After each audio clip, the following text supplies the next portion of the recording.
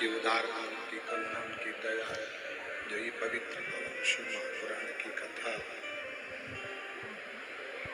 भगवान शंकर की कृपा से श्रावण महीने के अंतर्गत हो रही है।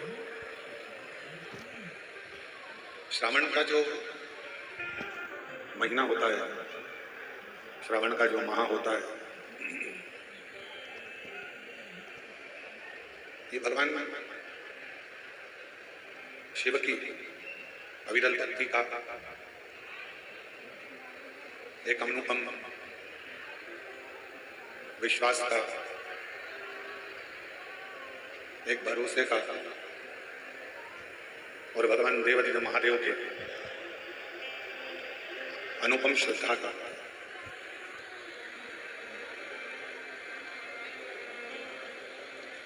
जिसमें भगवान शंकर को कैसे रिझाना है, भगवान शिव को कैसे मनाना है, किस तरह से आप भगवान देवाधिदेव महादेव को अपना बना सकते हो, किस तरह से आप भगवान शंकर को रिझा सकते हो। पूरे वर्ष में केवल एक श्रावण का महीना एक ऐसा होता है जिसमें मनुष्य हो, नाग हो, किन्नर हो, गंधर्व हो, सुर हो, असुर हो,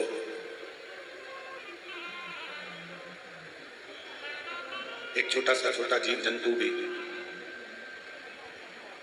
यदि भगवान शंकर के शिवालय तक, भगवान शंकर के मंदिर के सामने तक भी अगर पहुंच जाता तो भी मेरे देवाधिदेव महादेव कृपा कर ही देते, करुणा कर ही देते।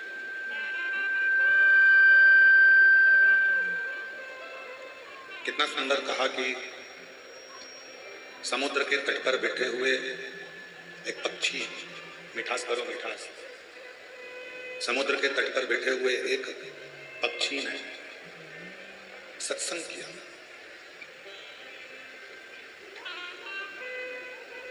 और समुद्र के तट पर बैठे हुए पक्षी ने जो सत्संग किया,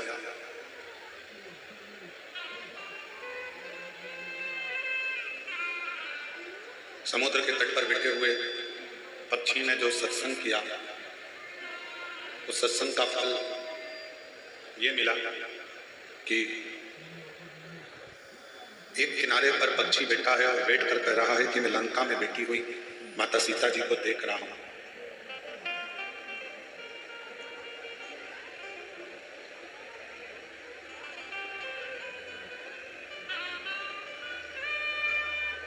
केवल एक पक्षी आवाज से गला पकड़ रहा है, पिसील जैसा हो रहा है, चोंगे जैसा, को मिठाई इसको करो उसको, और पीछे की आवाजें खोलो पूरे पंडालों की।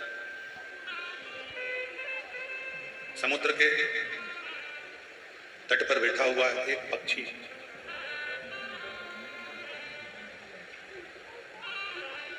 सत्संग का क्रम कर कर, सत्संग को धारण कर कर, सत्संग कर कर कहता है कि मैं लंका में बैठी हुई, लंका में विराजमान माता जानकी जी का दर्शन करना।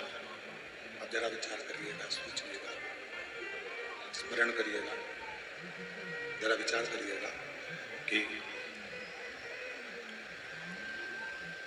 थोड़ा सा सत्संग एक पक्षी को मिल जाता है, थोड़ा सा सत्संग एक पक्षी को मिल जाता है तो लंका में बैठी हुई मां जानकी जी का दर्शन कर लेता है। और यदि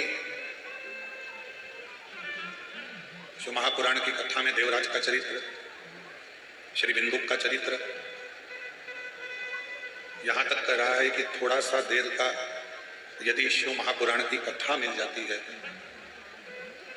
थोड़ा सा भगवान शंकर का कथा का रस तत्व ग्रहण करने को मिल जाता है,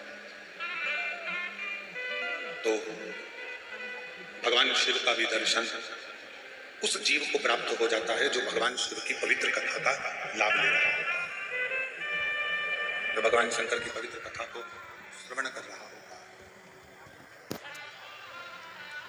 सत्संग, शिव की कथा, भगवान शंकर का चरित्र, भगवान का मंत्र जाप, भगवान शिव का नाम जाप, भगवान शिव की पवित्र कथा आपके जीवन में कुछ देगी ना देगी, पर इतना जरूर देगी कि अपने जीवन में आपको कभी दुखी नहीं होने देगी और जिंदगी में एक बार शिव का दर्शन जरूर करें। पर उसके लिए सबसे मुख्य आपका विश्वास, आपका भरोसा, आपकी दृढ़ता, वो मूल है।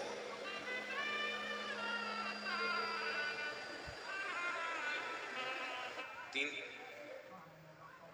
शब्द है, एक कर्णप्रिय होता है, दूसरा शब्द होता है वर्णप्रिय, और तीसरे नंबर का शब्द होता है धर्म। अब इन तीन शब्दों को हम थोड़ा समझें। पहले नंबर पर है कर्णप्रिय शब्द, दूसरे नंबर पर है वर्णप्रिय शब्द, और तीसरे नंबर पर है धर्मप्रिय शब्द। शिव महापुराण की कथा कहती है एक कर्णप्रिय शब्द होता है जो केवल हमको अच्छा लगता है, स्वयं को अच्छा लगता है, और उसमें हम अपने भीतर थोड़ा थोड़ा अभिमान, थोड़ा थोड़ा अहंकार उत्पन्न कर लेते हैं। इसको कर्णप्रिय कहा। किसी ने कोई बात कही, आपके लिए कही, आपके हिसाब से आपके लिए कहा, आप बहुत सुंदर हो, आप बहुत ज्ञानी हो, आप बहुत विद्वान हो, आप बहुत श्रेष्ठ हो, ये आपकी कर्णप्रियता। इसको कर्णप्रियता कहेंगे जो सुनकर आपको अच्छा लगता है, जो सुनकर आपको श्रेष्ठ लग रहा है, आपको अच्छा लग रहा है, आपके लिए बोला गया। पर ये जो कर्णप्रिय शब्द हैं, ये हमारे जीवन में थोड़ा अहंकार उत्पन्न कर देते हैं, थोड़ा अभिमान उत्पन्न कर देते हैं, और वो अभिमान फिर हमारे जीवन में हमको दुख लाकर खड़ा कर देता है, तकलीफ लाकर खड़ा कर देता है। जैसे भगवान शिव का अवधूतेश्वर रूप,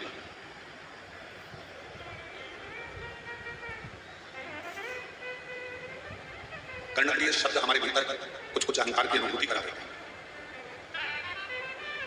हमारे भीतर अभिमान को प्रकट कर देता है, हमारे भीतर अभिमत्ता को प्रस्तुत कर देता है। महापुराण की कथा कहती है, यदि आप लोगों ने भगवान के रूपों का वर्णन श्रवण करा हो तो उसमें अवधूतेश्वर महादेव का वर्णन आता है। अवधूतेश्वर, और सावन का महीना चल रहा है, कहते हैं कि श्रावण के महीने में भगवान शंकर के अवधूत रूप का यदि स्मरण किया जाए, श्रवण किया जाए, तो 12 ज्योतिर्लिंग के दर्शन का पुण्य फल उसी कथा में प्राप्त हो जाता है। मात्र अवधूतेश्वर भगवान की कथा के अस्तित्व को श्रवण करने, भगवान अवधूतेश्वर की कथा को सुन लेना। और ये कथा 3 शब्दों से प्रारंभ हो रही है, कर्णप्रिय, वर्णप्रिय और धर्मप्रिय। इन तीनों शब्दों में पहले नंबर का जो शब्द है कर्णप्रिय, जो हमें थोड़ा सा भी, अगर हम बड़ाई सुन लेते हैं, अपने लिए अच्छा सुन लेते हैं, तो हमारे भीतर थोड़ा सा अभिमान आ जाता है, इसको कर्णप्रियता कहते हैं। एक बार अवधूतेश्वर महादेव की कथा कहती है, अवधूतेश्वर नाथ की कथा कहती है कि एक बार इंद्र को लगा कि मैं देवगुरु बृहस्पति महाराज के पास में जाता हूं। थोड़ा सावधानी से सुनिएगा, आज की कथा का स्मरण बड़ा सुंदर है। अवधूतेश्वर महादेव की कथा, मैं बृहस्पति महाराज के पास जाता हूं और उनसे मुझे थोड़ा सा बात करना है, थोड़ा स्मरण करना है, थोड़ी चर्चा करना है, तो मैं वहां जाकर कुछ चर्चा करता हूं। चले अपनी मस्ती में, अपने आनंद में, अपने आनंद के साथ अपनी मस्ती में इंद्रदेव ऐरावत पर बैठकर, हाई साई साई हाई साई, उसको थोड़ा ठीक करिए। ऐरावत पर बैठकर इंद्रदेव बृहस्पति महाराज के घर पहुंचे, उनकी कुटिया में, और बृहस्पति महाराज शंभु शंभु शंभु बृहस्पति महाराज की कुटिया में द्वार पर जाकर खड़े हुए। द्वार पर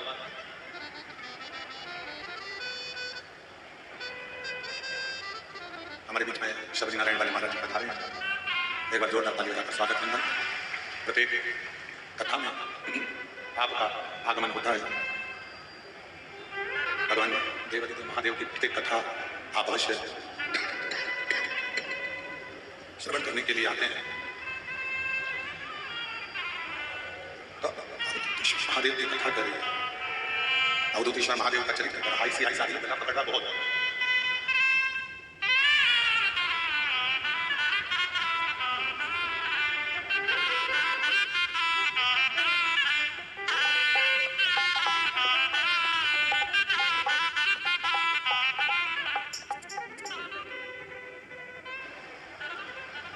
अवधूतेश्वर महादेव की कथा कर रहा है, भगवान शिव का चरित्र कर रहा है। इंद्रदेव बृहस्पति बाबा के द्वार पर पहुंचे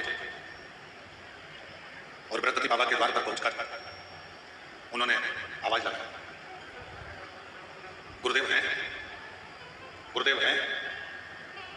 जब बार बार आवाज लगाया गया, बृहस्पति महाराज की धर्मपत्नी शुभा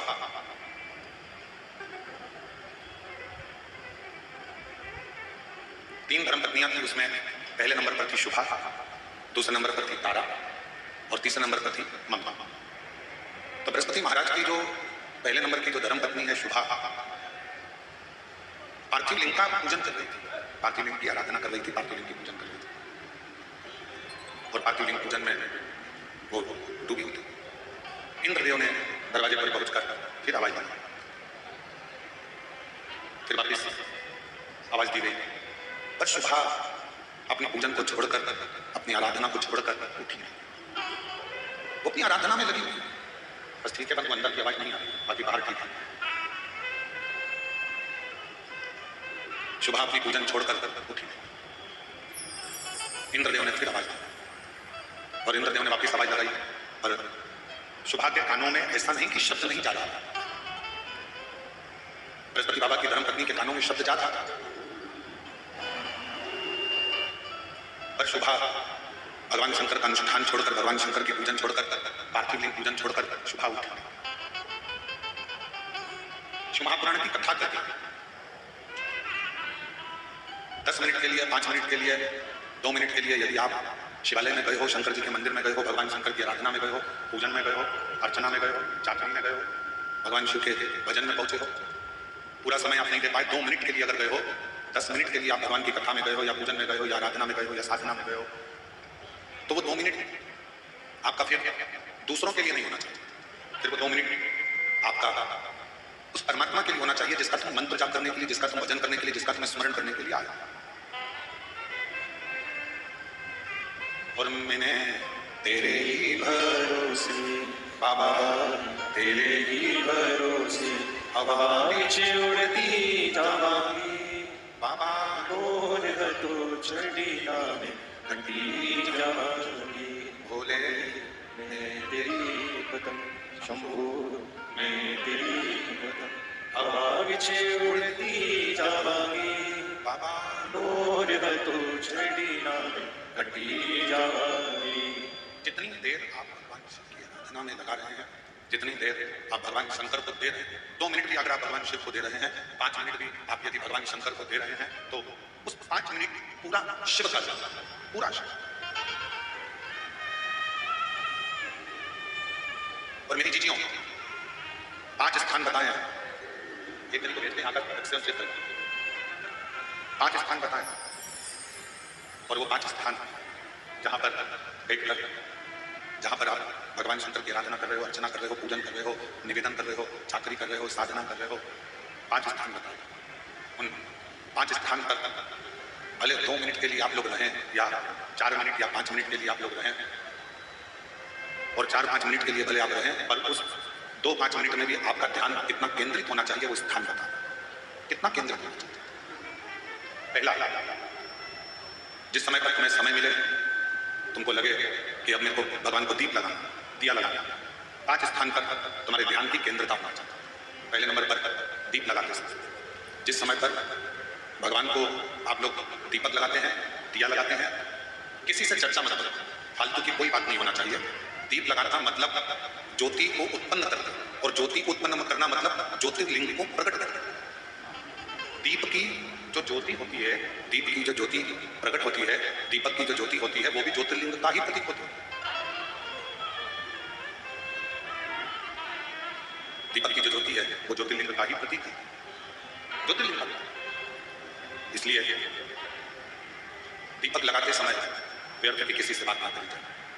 दीपक लगाते समय किसी से व्यर्थ की बात ना करते हुए जिस दीपक को आप प्रज्वलित कर रहे हो, जिस दीपक को आप लगा रहे हो, आपका ध्यान उस शिव की ज्योति में केंद्रित होना चाहिए। भगवान शंकर की ज्योति में आपका ध्यान केंद्रित, और शिव की ज्योति में जब आपका ध्यान केंद्रित होगा, भगवान शंकर की ज्योति में जब आपका ध्यान केंद्रित होगा, तब आप स्वयं भगवान शिव का साक्षीकरण 2 क्षण में करो। तो दीप जलाते समय चाहे मंदिर में दीपक लगाओ, चाहे घर के अंदर मंदिर में दीपक लगाओ, चाहे बेलपत्र के वृक्ष के नीचे दीपक लगाओ, चाहे आंवले के वृक्ष के नीचे दीपक लगाओ, चाहे आप घर के दरवाजे पर दीपक लगाओ। दीपक लगाते समय तुम्हारा ध्यान केंद्रित दीप में जो ज्योति है, ज्योति में जो शिवलिंग है, ज्योतिर्लिंग है, उस ज्योति का दर्शन करते समय अपने ध्यान को केंद्रित। दूसरा, भगवान शंकर को, सूर्य नारायण भगवान को, तुलसा महारानी को, बेलपत्र को, आंवले के वृक्ष को, पीपल के वृक्ष को, वट वृक्ष को, शमी वृक्ष को जब आप जल चढ़ाएं तो जल चढ़ाते समय भी व्यर्थ की बातें ना करते हुए, जल चढ़ाते समय जल की जो धार है उस धार पर अपना ध्यान केंद्रित होना चाहिए। उस प्रेशर बढ़ाओ, प्रेशर, उस धार पर आपका जल की जो धार हो, उस धार पर आपका ध्यान केंद्रित।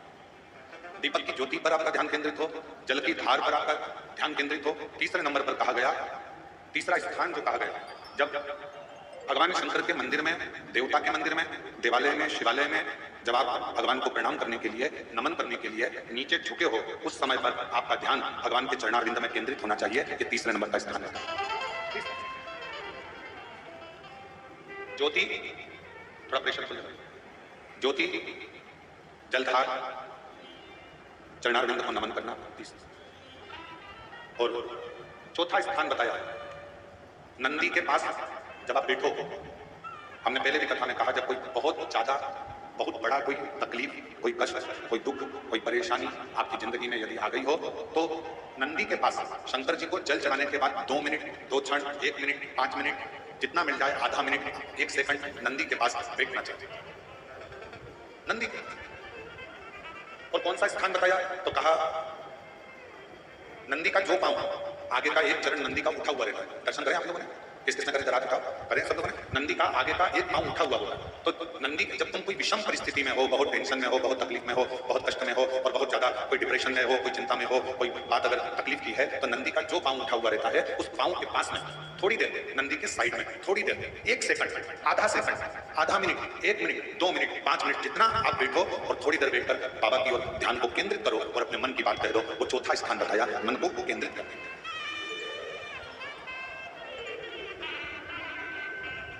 पांचवा स्थान, जब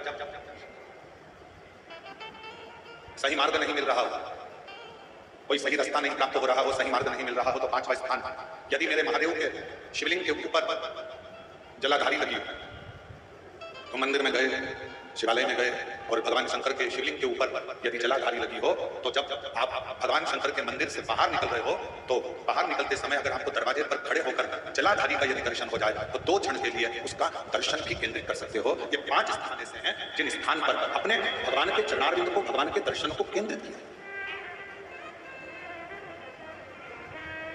5 सभी लोग बोलेंगे साथ में। पहला, जम के बोलो जरा, जम के बोलो, आवाज नहीं आ रही।